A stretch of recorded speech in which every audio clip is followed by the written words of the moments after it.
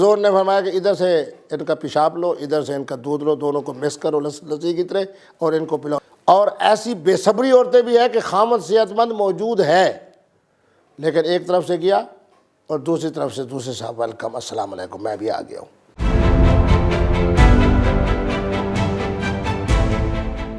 السلام علیکم، آپ دیکھ رہے ہیں مبشر لقمان یوٹیوب چینل۔ مفتی عبدالقوی از آن فائر۔ اور کیا کہتے ہیں کہ میرا اور ان کا جو ہے نا ایک رشتہ جو ہے نا وہ دوستی سے زیادہ احترام کا بھی ہے۔ دیکھیں جہاں میں اس کی وجہ بتاتا ہوں، کیونکہ میرے دادا کا نام عبدالقوی لقمان تھا، تو اس مناسبت سے میں ان کا احترام کرنے پہ میرے پہ، لیکن اب کیا کروں، وہ کہتے چھٹتی نہیں ہے کافر منہ کو لگی ہوئی، تو جب جملہ آ جائے تو وہ کہنا بھی پڑتا ہے۔ تو میرا ان کا دوستی کا بھی رشتہ ہے اور ایک احترام کا بھی ہے، تو وہ بھی باہر۔ اور سب سے بڑی بات ہے کہ جو عالم دین ہوتا ہے وہ ہمارا دوست ضرور ہو سکتا ہے، لیکن بہرحال ایک ہمیں تھوڑا سا رسپیکٹ بھی کرنی ہے۔ اور اب جب سے آپ نے اپنے چھپے ہوئے نکاح کے متعلق مجھے بتایا، میں تو زیادہ آپ کی عزت کرنے پہ مجبور ہو گیا۔ اب مجھے بتائیں کہ مجھے کتنی دفعہ آپ کی مزید عزت کرنی پڑے گی اور کتنے نکاحوں کی گنجائش ہے؟ دیکھیں جی، بات یہ ہے کہ اس وقت بھی 2 نکاحوں کی گنجائش موجود ہے، اور مجھے یقین ہے کہ آپ کے پروگرام کے توسط سے وہ بھی ہو جائیں گے۔ بہت ساری خواتین کی طرف سے ایسی باتیں آ جائیں گی جس کے ساتھ ہو سکتا ہے کہ ہو۔ اچھا، یہ میں پوچھ سکتا ہوں، جو آپ کی دوسری نئی نویلی دلہن ہے، جو 40 دن پرانی دلہن ہے، کیا یہ آپ کا کوئی سیلفی کا شکار تو نہیں ہے؟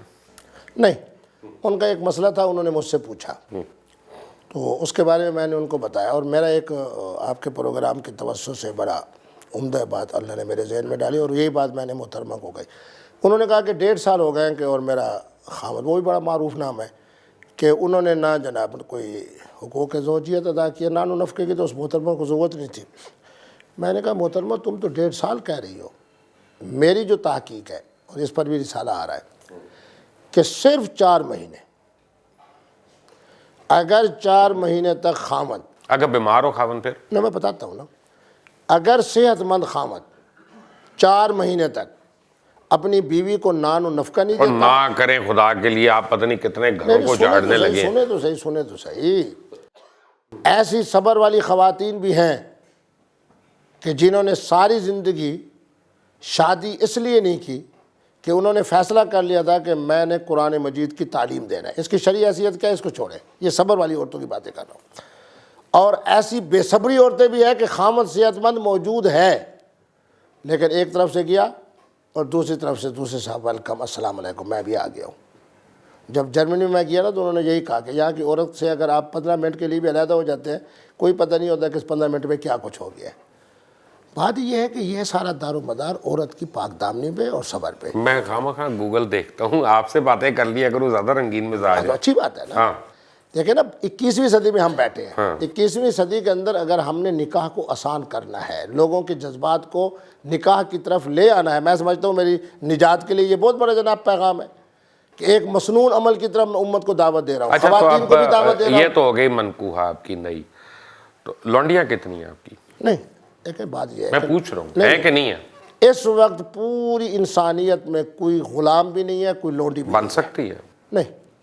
اس کے لیے بہرحال چونکہ فقہاء نے جو میں آپ کو ایک لیگل بات بتاتا ہوں نا۔ جی، بیسیکلی آپ یہ کہنا چاہ رہے ہیں نا کہ کیونکہ ہم سارے یونائٹڈ نیشنز کے سائن کیے ہوئے ہیں اور اس لیے ہم اس کے قوانین کے تحت ہم پابند ہیں نا، تو ہم نے تو اسرائیل کو نہیں مانا۔ اگر اسرائیل سے ہماری جنگ ہوتی ہے تو ہمارا جہاد ہے، اور اگر وہاں سے کوئی آتی ہیں یہاں پہ اور وہ لونڈیاں ہیں، کیا وہ آج آپ کے اجتہاد کے مطابق جائز ہے؟ دیکھیں جی، میں نے اس مسئلے میں کوئی اجتہاد نہیں کیا، میں تو اس معاملے میں وہی روایتی بات کروں گا جو کچھ روایتی نہ کریں، لیکن سوچ کے میں نے بتا اجتہاد ہی نہیں کیا اس میں۔ تو پھر سوچ لیں، اگلی باری بتا دیجیے گا۔ میں نے پہلا اجتہاد یہ کیا، میں نے کہا وہ کیفیات جن میں لیکن جو چیز قرآن میں جس کی اجازت ہے، میں تو کہہ رہا ہوں نا، وہ تو ہمیشہ تک کے لیے رہے گی نا۔ یہ بہرحال اس موضوع کی طرف میں نہیں کیا نا، کیونکہ اس وقت امت کی یہ ضرورت نہیں ہے۔ ہر گھر برباد ہو رہا تھا، ایک مکتب فکر کی ایک رائے دوسری۔ میں نے الحمدللہ رسالہ لکھا کہ کیفیات، جیسے یہ پوچھتے ہو کہ تم نے کیا کہا، وہ کہتے ہیں جی میں نے کہا 1 2 3، اب 3 فرقے بن گئے۔ میں کہتا ہوں یہ بھی پوچھ لو کہ تم نے کیوں طلاق دی، جب کیوں کہو گے، اب میرے نبی رحمت نے 9 لوگوں کا استثناء کیا کہ ان کی طلاق واقع نہیں ہوتی، اور جتنی طلاقیں ہو رہی ہیں وہ 9 میں سے 1 ہوتا ہے، تو معنی یہ ہوا کہ کیفیات جن میں طلاق واقع نہیں ہوتی۔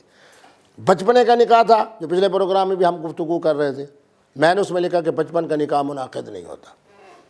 بات یہ ہے کہ اس وقت معاشرے کو جن مسائل کی ضرورت ہے، اگر نکاح آسان ہو جائے تو باندھی کی کیا ضرورت ہے؟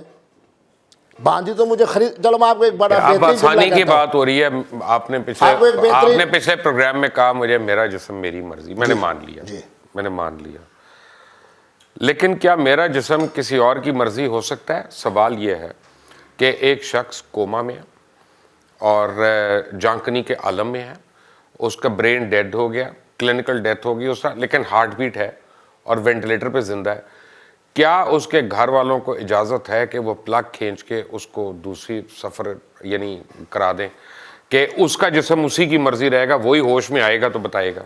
محترم مبشر صاحب، آپ بہت ذہین آدمی ہیں۔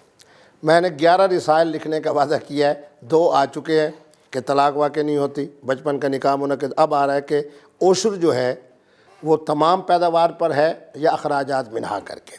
یہ رسالہ میرا 7ویں نمبر کا رسالہ ہے۔ میں اس میں 2 چیزیں دیکھتا ہوں۔